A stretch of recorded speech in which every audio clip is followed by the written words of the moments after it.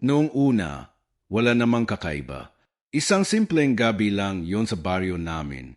Tahimik, malamig, at tila ba may kung anong bumabalot na lungkot sa hangin. Pero kung alam lang namin ang mangyayari, baka hindi na kami tumuloy sa gubat nung gabing yon. Kasi doon nagsimula ang lahat. Doon nagsimula ang kwento ng binatang binigyan ng mahiwagang palako. Ang pangalan niya ay Elmer. 17 taong gulang, payat, sunog sa araw, at laging may bit-bit na lumang sako sa likod. Wala siyang magulang. Naulila siya sa murang edad matapos ang sunog na tumupok sa kanilang barong-barong. Ilang taon na rin siyang nakikitira sa kanyang tiyuhin na, sa totoo lang, parang mas masahol pa sa kahoy na tuyo, walang damdamin, laging galit, at palaging sinisisi si Elmer sa lahat ng kamalasang dumadapo sa buhay niya. Malas kang bata ka, sigaw nito minsan habang binabato siya ng kutsara. Tahimik sa Elmer. Hindi siya yung tipo ng binatang palaban. Ang tanging lakas lang niya ay ang kanyang tiyada. Nagbubuhat siya ng kahoy sa bundok, nagtitinda ng uling sa pelengke, at minsan ay nangingisda sa ilog kung saan hindi gaanong malalim ang tubig. Kung may isang taong handang kumapit sa kahit anong pag-asa, siya yon. Pero kahit sa gitna ng kahirapan, may isa siyang sandigan, si Thomas, ang kababata niya.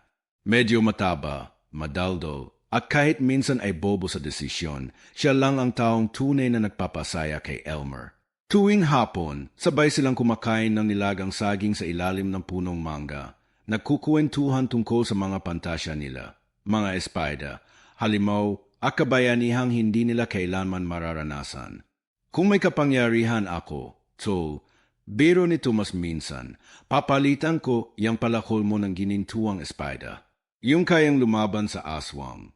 Napangiti lang sa Elmer. Sa isip niya, napakaganda nga kung ganun.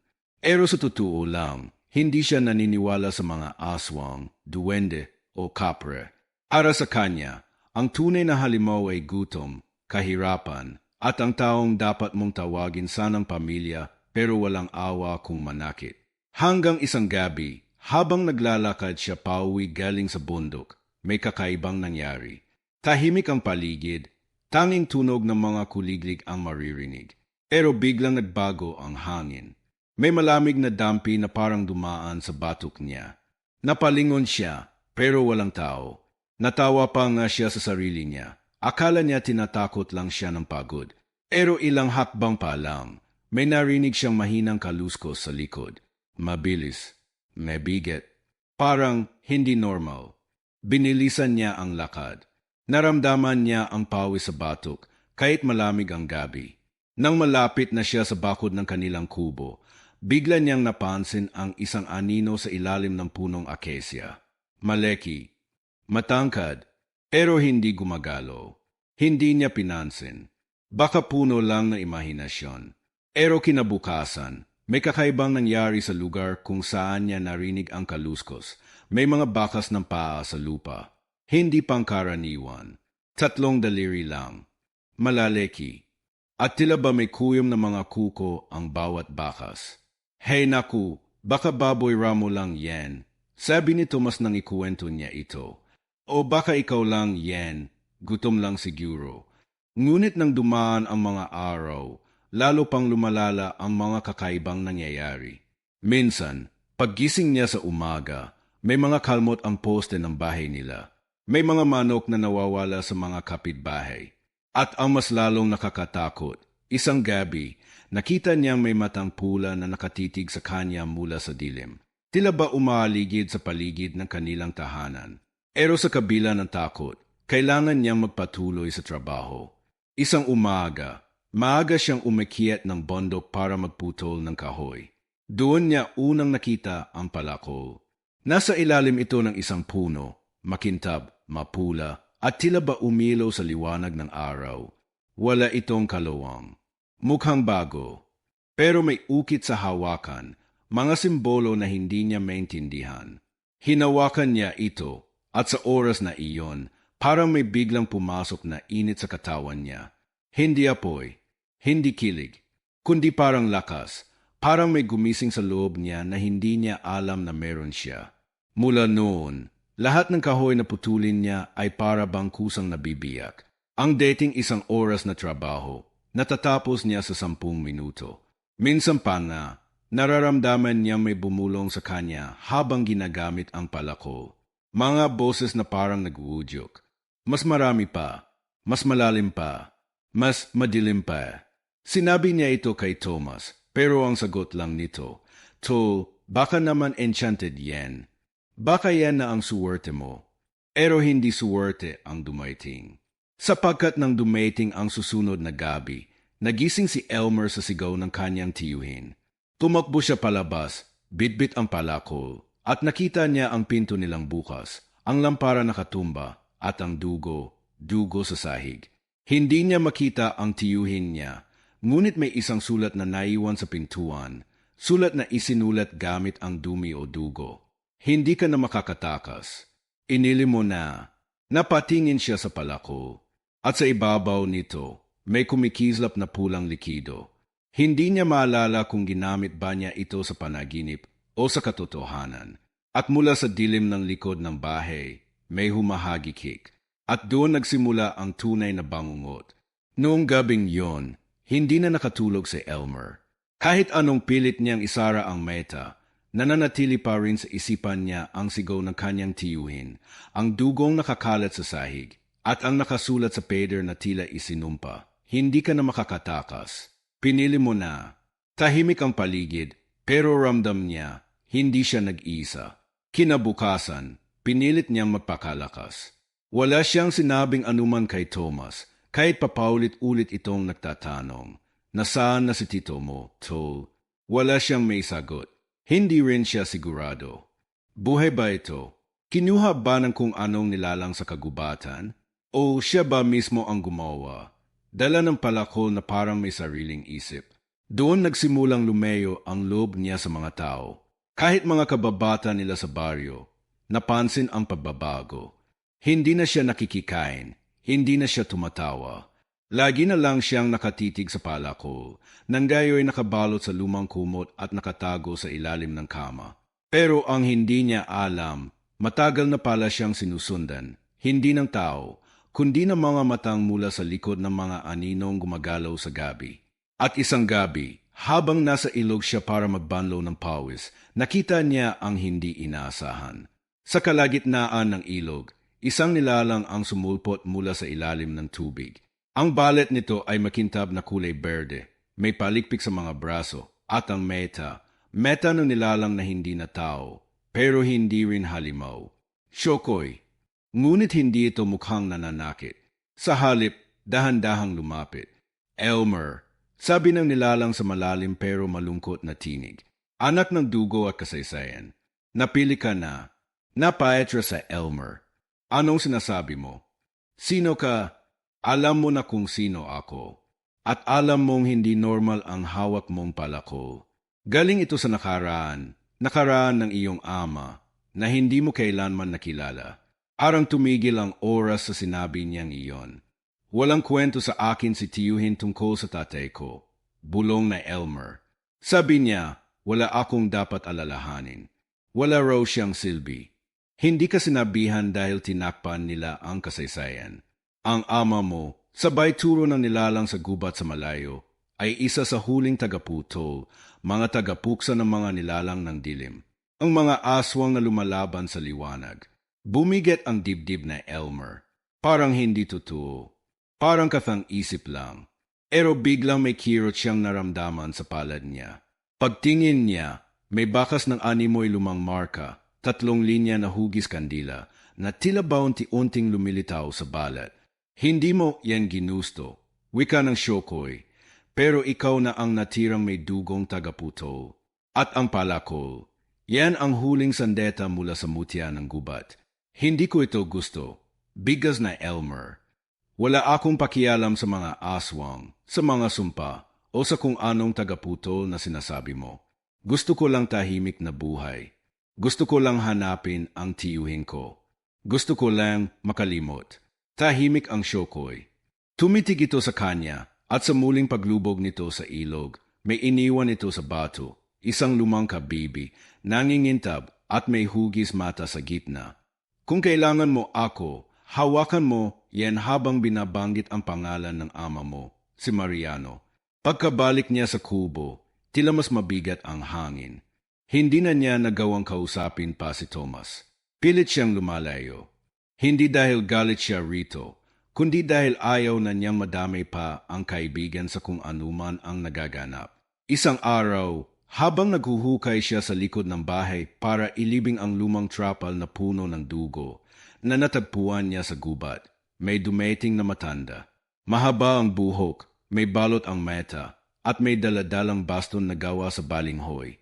May nilapitan na naman ang palakol, ani na matanda, at mararamdaman na ng dilim na muling bumangon ang dugo ng tagaputol. Albularyo ka, tanong ni Elmer, nanginginig. Hindi. Ako ang tagabante ng palakol, ang tagabante ng lihim ng lahi mo. At kung hindi ka handang tanggapin, yen, mamamatay ka. Pero hindi lang ikaw, peti ang mga mahal mo. Napapikit sa Elmer. Sa isip niya si Thomas, si Aling Nena sa tindahan, ang mga batang palaging kumakaway sa kanya tuwing umada. Lahat sila, inosente. Magsisimula tayo bukas. May mga bagay kang kailangang matutunan. Dagdag na matanda. Ngunit tandaan mo ito, hindi lakas ang tunay na kapangyarihan, kundi ang kakayahang lumaban kahit natatakot ka. Sa mga sumunod na araw, sinimulan ni Elmer ang kanyang pagsasanay. Sa ilalim ng buwan, nagenseyo siya ng paghataw gamit ang palakol na sa tuwing ginagamit niya, tila ba gumagaan at sumasabay sa bawat galaw ng kanyang katawan. Inag-aralan niya ang mga sagradong pangalang binubulong ng hangin. Inakinggan niya ang mga kwento na matanda tungkol sa 4 na halimaw ng silangan, mga pinunong aswang na muling nabubuhay tuwing ika-4 na dekada. Ngunit sa kabila ng lahat, may tinig sa loob niya na tumatanggi. Hindi ako bayani, sabi niya sa sarili. Hindi ako tulad ng ama ko. Hindi ako handa. Ngunit isang gabi, pagbalik niya mula sa ensayo, wala na si Thomas. Ang kanilang punong mangga ay naputo. Sa tabi ng natumbang puno, isang pepel ang nakadikit sa balet nito, ang sulat kamay ni Thomas. Elmer, may mga anino na sa paligid. Sana tama ang desisyon mo. Kung di mo ako matagpuan sa loob ng 3 araw, hanapin mo ang kuweba sa likod ng talon. Nanlamig ang buong katawan na Elmer. Hinanap niya ang kabibi at pinagmasdan ang mata sa gitna nito. Gayo'y unti-unting nakakaroon ng liwanag. At sa hangin, muling narinig niya ang hagikik, mas malapit, mas matalim. Hindi agad kumilos sa Elmer. Nakatayo lang siya sa tabi ng punong mangga. Hawak ang pepel na iniwan ni Thomas, habang ang kabibi ay mahigpit na nakasara sa palad niya. Sa bawat minuto ng katahimikan, pakiramdam niya ay mas lalo siyang nilalamon ng isang tanong na paulit-ulit na bumubulong sa isipan niya. Ito ba ang kapalit ng lahat? Deity, ang tanging problema lang niya ay kung saan kukuha ng susunod na pagkain. Gayon, hawak niya ang kapalaran ng buhay at kamatayan, hindi lang ng sarili niya, kundi peti ng mga taong minamahal niya. At ngayon, si Tomas ang nag-iisang taong hindi siya iniwan, ang tanging naging pamilya niya matapos siyang talikuran ng mundo, nawala na rin. Bakit hindi ko siya pinakinggan? Bulong niya sa sarili, habang ang gabi ay lalong lumalalim, at ang paligid ay nababalot ng tila malapot na dilim. Bakit ako nagdalawang isip? Kung tinanggap ko lang agad ang lahat. Ngunit alam niyang hindi ganong kadali. Ang bigat ng lahat. Ang sugat ng pagkabata, yung panahong sigaw siya ng sigaw habang nilalamon ng apoy ang bahay nila, habang wala siyang magawa kundi panoorin kung paanong nalunod sa usok ang kanyang mga magulang. Walang tumulong, wala ring lumapit. Hanggang gayon, bit-bit pa rin niya ang tanong na hindi pa nasasagot. Bakit ako iniwan? Gayon, isang panibagong pagkawala na naman. At sa bawat hakbang niya palayo sa punong mangga, pakiramdam niya ay tila lumalalim ang hukay sa puso niya. Hindi niya alam kung nasaan si Thomas. Buhay pa ba ito? O gaya ng tiyuhin niya, kinuha na rin ng dilim? Kinabukasan, maaga siyang bumangon. Hindi na siya naghintay pa. Bitbit ang palako, ang kabibi, at kaunting pagkain, Tinahak niya ang daan papunta sa talon sa dulo ng gubat, isang lugar na iniiwasan ng karamihan sa baryo. Marami ng kwento tungkol doon. May mga nawalang bata, may mga hayop na natagpuang wala ng laman ang tiyan, at may mga boses daw na bumubulong mula sa loob ng kuweba. Habang papalapit siya, napansin niya ang pagbabago sa hangin. May bigat, parang may nakatingin, at sa bawat liko ng daan, pakiramdam niya ay may aninong sumusunod. Sa una, akala niya ay imahinasyon lang. Pero nang maramdaman niyang may malamig na hininga sa batok niya kahit wala namang tao, tumigil siya. Luminga siya sa paligid. Wala. Ngunit sa gilid ng paningin niya, may mabilis na dumaan, itim, mahaba, at tila ba gumagapang sa hangin. Muli niyang dinakma ang palakol. Nanginig ang kamay niya, hindi dahil sa takot, kundi sa bigat ng katotohanan ito na ang simula ng digmaang hindi niya ginusto. Pagdating niya sa gilid ng talon, bumungad sa kanya ang kuweba.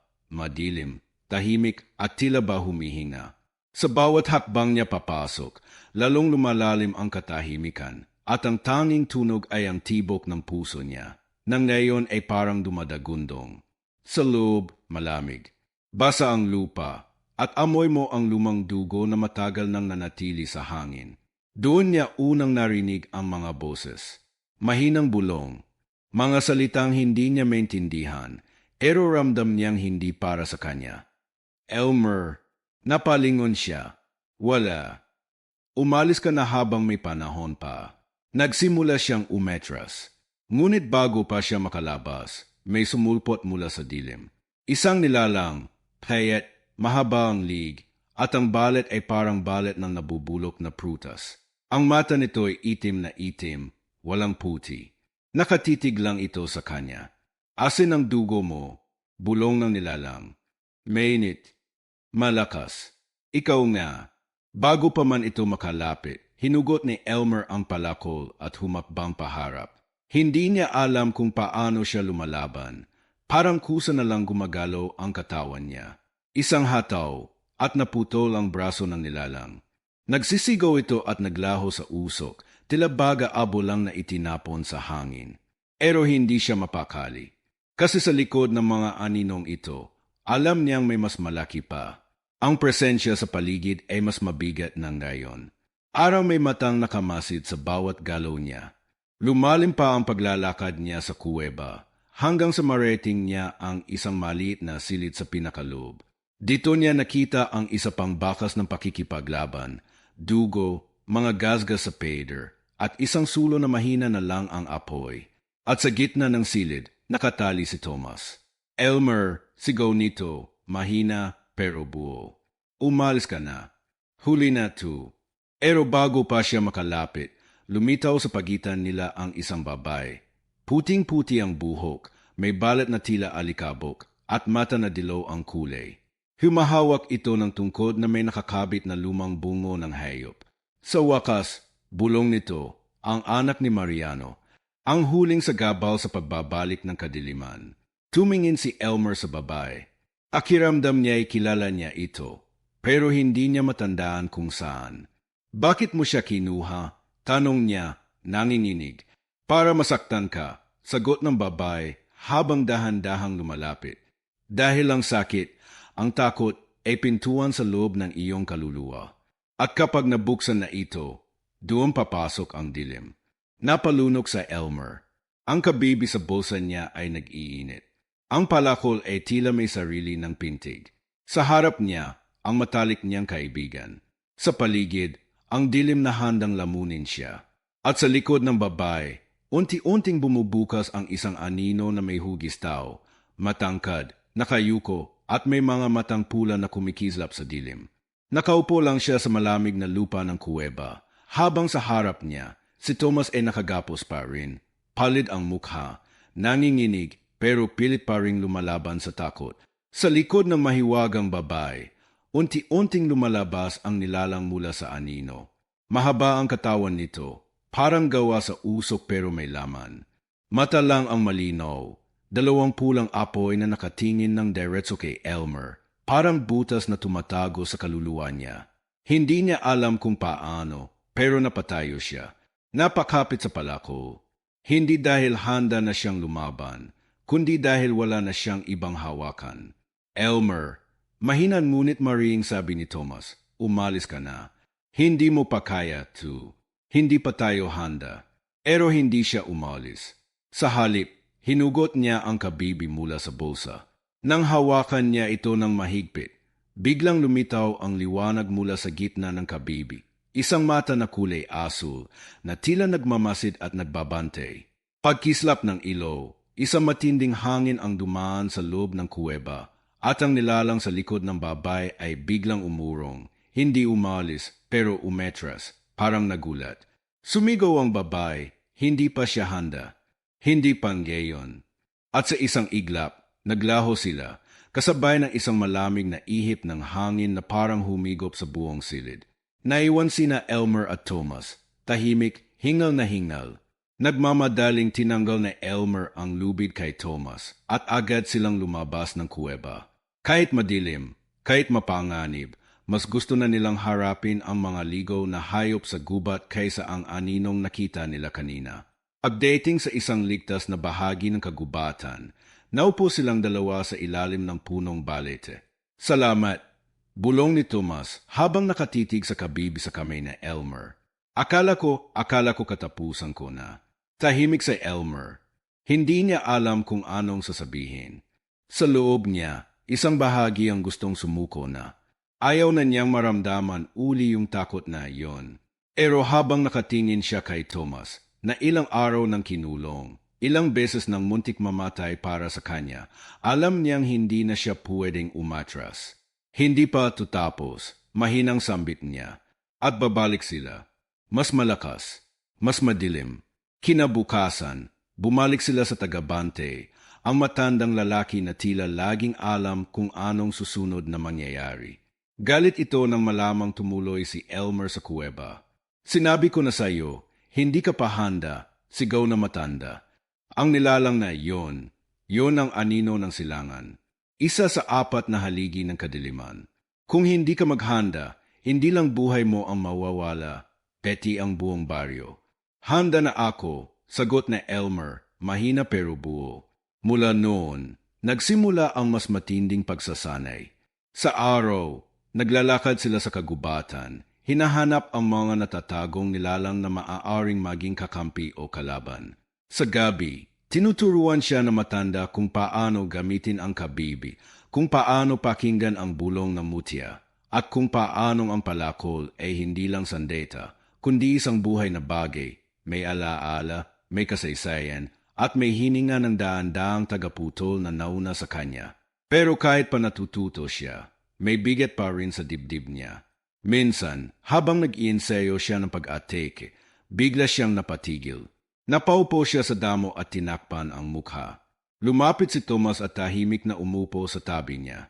Hindi ko alam kung kaya ko talaga, to, sabi na Elmer, halos pabulong.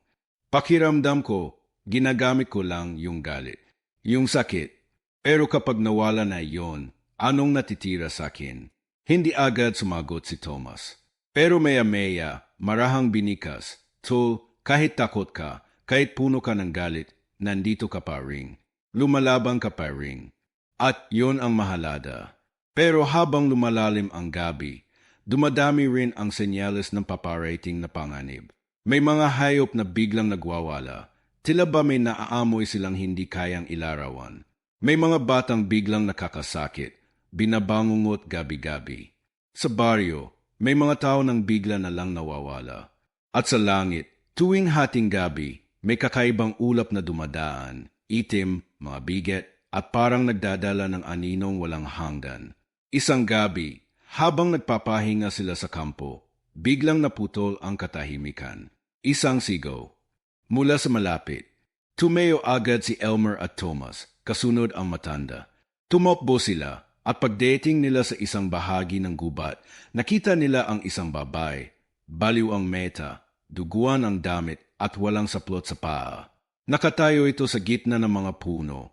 Paulit-ulit na sinasabi, dumarating na sila. Nang lapitan nila, bigla itong napatigil at tumingin kay Elmer. Ikaw ang huling pintuan. Kapag binuksan kanila, magwawakas ang lahat. At bago pa siya mahawakan ni Thomas, bigla itong sumigaw at bumagsak. Pete! Hindi na sila nakatulog ng gabing iyon. Habang nakaupo sa tabi ng apoy, initigan ni Elmer ang apoy ng sulo. Tahimik, seryoso, at sa loob niya, ramdam niyang papalapit na ang sandaling hindi na may iwasan. Darating na sila, Thomas, bulong niya, at kapag dumating sila, hindi na natin sila mapapakiusapan. Walang awa yon, walang puso, puro gutom lang. At habang ang apoy ay sumasayaw sa hangin, may aninong dumaan sa likod ng mga puno. Hindi nakikita ng mata, pero ramdam ng balat. Unti-unti, ang hangin ay lumamig. Parang may nilalang na humihinga sa balikat niya. Isang bulong, isang pangakong magbabalik. Mula ng gabing nakita nila ang baliw na babae sa gubat, hindi na nawala sa isipan ni Elmer ang sinabi nito. Ikaw ang huling pintuan. Paulit-ulit itong tumatak sa isip niya, parang boses na hindi matahimik. Hindi niya maintindihan kung anong ibig sabihin noon, pero alam niyang may mas malalim pang hindi sinasabi sa kanya. Habang lumalapit ang gabi ng ika-4 na buwan, ang sinasabing takdang oras kung kailan muling lalabas ang mga haligi ng kadiliman, lalong bumibigat ang bawat araw. Hindi lang sa katawan kundi sa puso rin. Isang hapon, habang nagpapahinga si Elmer sa ilalim ng punong duhat, lumapit si Thomas. May dala itong tubig, tahimik, tila may gustong sabihin pero hindi makatingin ng diretso. Matagal silang hindi nag-uusap. At kahit magkasama sila halos buong araw, ramdam na Elmer ang pagitan nila. Tol, mahinang simula ni Thomas, kung sakaling may bagay akong hindi pa nasasabi sa iyo, magagalit ka ba? Napatingin si Elmer sa kanya. Anong ibig mong sabihin? Umiling si Thomas, parang pinipigilan ang sarili. Wala, kalimutan mo na lang. Pero hindi niya basta pinalampas. Thomas, kung may alam kang dapat kong malaman, sabihin mo nang gayon. Ayoko nang may tinatago pa. Tahimik. Ang tanging naririnig ay ang ihip ng hangin at ang kaluskos ng mga tuyong dahon. Ilang sandali pa, bumuntong hininga si Thomas at tumingin sa kanya. Elmer, hindi lang aksidente na ikaw ang nakapulot ng palako. Nanlamig ang buong katawan na Elmer. Matagal ko nang alam kung sino ka. Matagal ko nang alam ang tungkol sa taga-Puto. Ang totoo, hindi ako basta-bastang taga-baryo lang. Tumayo si Elmer, hinigpitan ang hawak sa palako. Ano ka ba talaga? Ang pamilya ko, mga taga-Bantay ring. Mga taga-subaybay ng linya ng taga-Puto. Ako ang inutusan na bantayan ka, kahit bata pa lang tayo. Bantayan? Hindi makapaniwala si Elmer. Ibig mong sabihin lahat ng to. Pagkakaibigan natin utos lang. Hindi, agad sagot ni Thomas. Totoo ang lahat, Elmer. Hindi ko ginusto na itago sa iyo. Pero may mga batas, may mga panatang sinumpaan ang pamilya ko. Kaya hindi ko pwedeng sabihin noon. Pero ngayon, wala na sa tinang oras. Kailangan mo nang malaman ang lahat. Himakbang palayo si Elmer, pilit nilulunok ang bigat sa lalamunan. Parang lahat ng pinanghahawakan niya ay biglang gumuho. Sa gitna ng lahat ng ito, mga halimaw, sumpa, palako, mutya, ngayon pa siya tinarakan ng isa pang sugat. Mula sa taong pinagkakatiwalaan niya. Pero bago pa siya makapagsalita, biglang yumanig ang lupa. Isang napakalakas na pagyanig, kasabay na malalalim na tunog mula sa ilalim ng lupa. Sumigaw ang mga ibon, nagsitakbuhan ang mga hayop mula sa gubat. Sa langit, biglang nagdilim kahit wala pang tekip silim. Lumabas ang matandang taga-Bantay mula sa silungan. Dala ang baston niyang may mga ukit. Nagising na siya, sabi nito, mabigat ang tinig. Ang unang haligi, ang aso ng kanluran. Isang nilalang na hindi sumusunod sa batas ng buhay o kamatayan. Mabilis silang nagtipon. Habang dumidilim ang paligid, nagsimula ng pumasok sa baryo ang kakaibang hangin, malamig, malakit, at may amoy na parang nasusunog na balat. Isa-isa na ring naglalabasan ang mga aninong deity na nanatiling lihim sa likod ng gabi. May mga nilalang na gumagapang sa bubong, mga matang pulang nagliliwanag mula sa damuhan, at boses na sumisigaw mula sa hangin. Ibalik siya, ibalik ang pintuan. Sa gitna ng kaguluhan, may isang matanda mula sa baryo ang lumapit kay Elmer. Wala ito sa tamang wisyo, parang lito, pero may hawak na kahon na yari sa kahoy na luman at bogbog. Ito'y para sa iyo, sabi ng matanda, bago hinimatay. Binuksan na Elmer ang kahon. Sa loob, may isang lumang salamin, basag-basag na. Ngunit sa tuwing titingnan niya, hindi niya nakikita ang sarili niya. Sa halip, iba't ibang mukha ng mga lalaking hindi niya kilala, pero pamilyar. May isang mukhang hawig sa kanya. At sa bandang likod ng salamin, may nakaukit. Ikaw ang susi, hindi ang sundalo. Ang susi ay may kapangyarihang magbukas o magsara. Muling nanlamig ang kanyang kamay. Habang nakatingin siya sa salamin, napagtanto niya, hindi lang siya ang tagapagmana ng palako. Hindi lang siya mandirigma. Siya ang pintuan. Siya ang daan. At kung tama ang hinala niya, ang mga nilalang ay hindi lang gustong patayin siya, gusto nilang buksan siya. Gamitin siya bilang daanan na mas masaho pang nilalang, ang mismong puno ng lahat ng kadiliman. Elmer, tawag ni Thomas, habol ang hininga. May sumalakay sa silangan ng baryo. Kinakalakad nila ang mga tao. Hindi na sila nagtatago. Lantaran na ang digmaan. Pero hindi na makasagot si Elmer. Sa isip niya, gumugulo ang katotohanan. Bakit sa dami na maaaring maging tagaputo, siya pa? Bakit ang kanyang ama, at ngayon siya? Biglang may liwanag mula sa kabibi. Nang tingnan niya ito, may bagong ukit na lumitaw sa gilid. Kung bubuksan mo ang daan, maghanda kang harapin ang wakas.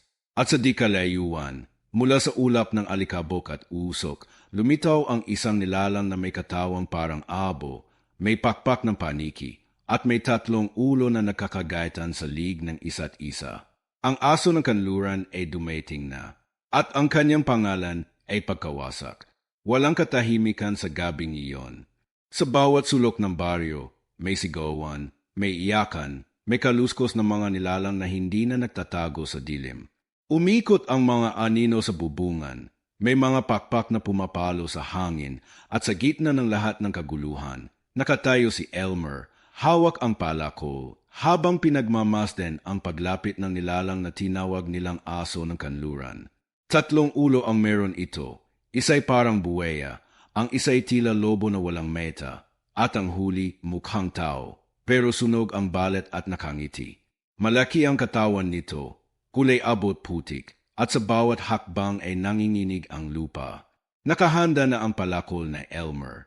Ang kabibi ay kumikislap sa bulsa niya, pero hindi niya ito hinugot. Hindi niya alam kung anong mangyayari kapag ginamit niya ulit ang mutya. Natatakot siyang baka hindi na siya ang makontrol nito.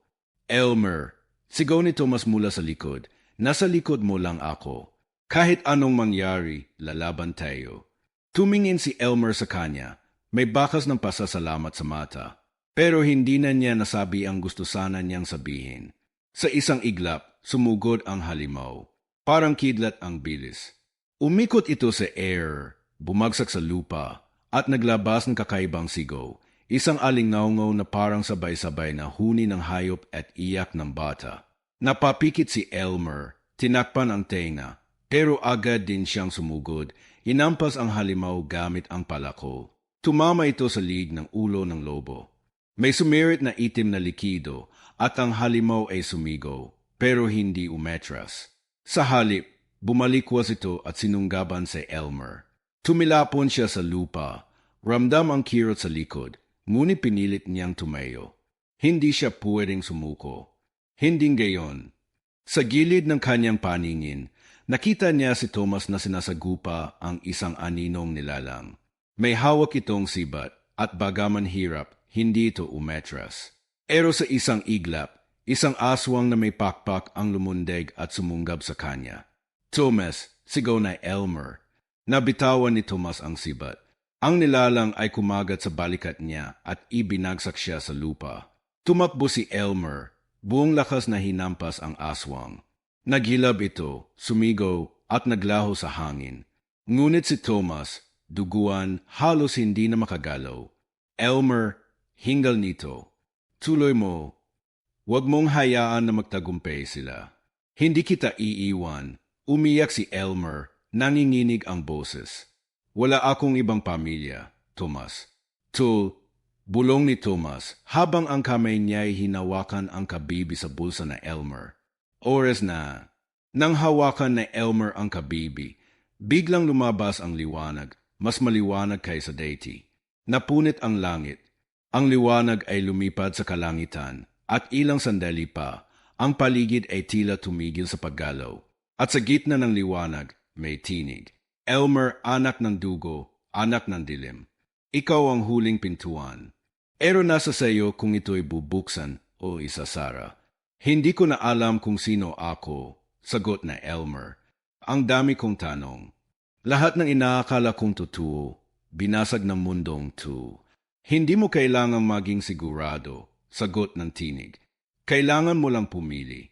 Sa kanyang harapan, lumitaw muli ang aso ng kanluran. Ngunit ngayon, mas malaki, mas mabilis at mas galit. Tumakbo ito patungo sa kanya at sa isang iglap, nagtagpo ang kanilang lakas. Sumigaw si Elmer at sa huling sandali, itinaas niya ang palako, ngunit hindi niya ito ibinaba. Sa halip, ibinato niya ang kabibi. Sa oras na tumama ang mutya sa halimaw, pumutok ito ng liwanag. Ang anino sa paligid ay nawala. Ang mga nilalang ay sumigaw. At ang halimaw ay napatigil. Tila ba nasusunog sa liwanag ng mutya? Ngunit sa gitna ng liwanag, may bumalot na usok kay Elmer. Isang malamig na kamay ang tila humawak sa puso niya.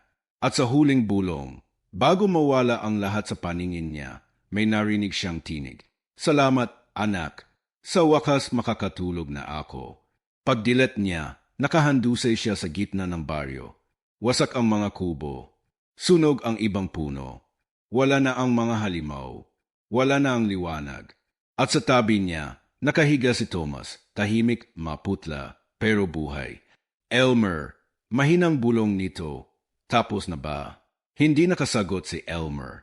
Ang palakol ay basag na. Ang kabib ay pira-piraso. At sa dibdib niya, may bagong marka, isang hugis pintuan na bilog, tarang selyo. Hindi pa, sagot niya, halos pabulong. Pero nagsimula na tayo. Sa malayo, habang lumulubog ang araw, may isang nilalang na nakamasid mula sa kagubatan. May mahahabang kuko, balit na parang hamog at mata na pula. Tahimik lang ito. Nakangiti. At dahan-dahang naglaho sa anino. Makalipas ang 3 araw mula sa labanan, muling bumalik ang katahimikan sa baryo. Pero hindi na ito ang dating tahimik na baryo na kinalakihan na Elmer. Maraming bahay ang nawasak, maraming alaala ang naabo, at may mga taong hindi na kailanman babalik. Tahimik si Elmer habang nakaupo sa ilalim ng punong mangga malapit sa kubo ni na Thomas. Nakayuko lang siya, hawak ang piraso ng kabibi, yung natira mula sa mutya na minsang nagligtas sa kanila. Dati, kumikislap ito, parang may buhay. Ngayon, parang ordinaryong bato na lang. Pero para kay Elmer, hindi ito basta baito. Alaala ito ng lahat ng sakripisyong nangyari. Alaala ng pagbabago. Lumitaw si Aling Ditas, ang matandang albularyo. Bitbit ang basket na may mga halamang gamot. Nilapitan niya si Elmer at dahan-dahang naupo sa tabi. Kamusta ang balikat mo? Tanong niya. Wala na pong sakit. Mahina ang boses na Elmer. Pero yung bigat sa dibdib, nandun pa rin. Ano? Hindi na niya kailangang sagutin. Alam ni Aling Ditas ang bigat na iyon. Hindi lang dahil sa pagkamatay ng ilang mga kapitbahay. Hindi lang dahil sa panganib na halos ikawalan nila ng buhay. Kundi dahil sa katotohanan kahit matapos ang lahat, hindi na magiging tulad ng dati ang buhay na Elmer. Bakit ako? Tanong ni Elmer sa wakas. Bakit ako ang pinili? Anak lang ako ng isang taong tinanggihan ng lahat. Lumoki akong walang direksyon. Ni hindi ko nga alam kung sino talaga ako. Tumingin si Aling Ditas sa kanya. Seryoso ang tingin pero may lambing. Minsan, ang mga napipiling lumaban ay yung mga may sugat. Kasi sila ang may lakas na hindi mo basta makikita. Ang sugat, kapag hindi tinakasan, nagiging sandeta. Tahimik si Elmer. Binilad niya sa araw ang piraso ng kabibi sa palad. Naalala niya pa rin ang tinig sa liwanag. Ang tawag sa kanyang anak ng dugo, anak ng dilim. Ibig bang sabihin noon, bahagi talaga siya ng kasamaan? O siya ang tulay para ito'y matapos? Dumating si Thomas, nakatapal pa rin ang balikat, pero mas maayos na ang lakad. Umupo ito sa kabilang tabi ni Elmer at nagbiro. Mukhang mas malungkot ka pa kesa sa akin na kinagat ng aswang. Napatawa si Elmer, pero may kerot sa tawa. Mas masakit kasi tung iniwan ng sarili mong kahapon. Nagatahimikan silang tatlo. Hanggang sa tumingin si Thomas sa paligid at nagsalita. Naalala mo yung binanggit mong ayaw mong maging katulad ng tatay mo. Naggalit ka kasi iniwang kanya. Tumango si Elmer. Galit pa rin ako, kahit alam ko na kung bakit siya nawala. Pero, degdeg ni Thomas, kung hindi siya nawala, kung hindi siya lumaban noon, baka wala na rin tayong gayon. Yung galit mo, baka dapat palitan mo na ng pasasalamat. Napayo ko sa Elmer. Hindi niya alam kung paano magsisimula. Pero alam niya, sa loob ng puso niya, unti-unti nang naupos ang apoy ng galit. Pinalitan na ito ng apoy ng pag-unawa. Sa mga sumunod na araw, sinimulan ni Elmer at Thomas na tulungan ang mga kapitbahay sa pag-ayos ng mga nasira. Kasama si Aling Ditas, nagturo rin si Elmer ng ilang paraan ng proteksyon, kung paano gumawa ng asin na may orasyon, kung paano magbantay ng mga aninong hindi pangkaraniwan. Habang lumilipas ang mga linggo, bumalik ang kaayusan. Pero alam ng lahat, hindi na sila basta-basta, hindi na sila bulag. Gising na ang baryo at handa ng ipaglaban ang sarili nito kung sakali mang bumalik ang kadiliman. Isang gabi, habang naglalakad si Elmer sa tabing ilog, nakita niya ang refleksyon niya sa tubig. May bakas ng pagod sa mukha niya, pero may kakaibang liwanag sa mata. Sa dibdib niya, ang markang iniwan ng mutya ay naroon pa rin, parang sugat na hindi na mawawala. Erong gayon, hindi na niya ito kinatatakutan. Tinanggap na niya. Anak ng dilim, bulong niya sa sarili, pero tagapagtanggol ng liwanag. Paglingon niya, may batang babae na nakatayo sa ilalim ng puno. Hindi niya agad nakilala, pero may kung anong pamilyar sa mukha nito. Tumango lang ang bata, ngumiti at nawala. Iniwan ni Elmer ang ilog na may katahimikan sa puso. Marami pa siyang tanong, maraming hindi pa nasasagot, pero alam niyang hindi na siya nag-iisa. At sa kanyang pag-uwi, bit-bit ang palakol ng ngayon ay parang ordinaryo na lang. Alam niyang hindi ang palakol ang tunay na sandata, kundi ang puso at tapang ng isang binatang minsang inakala ng mundo na walang silbi. Minsan, ang pinakaordinaryong tao ang may pinakamalalim na laban. At minsan, ang halimaw na tunay mong kailangang harapin ay ang sarili mong takot.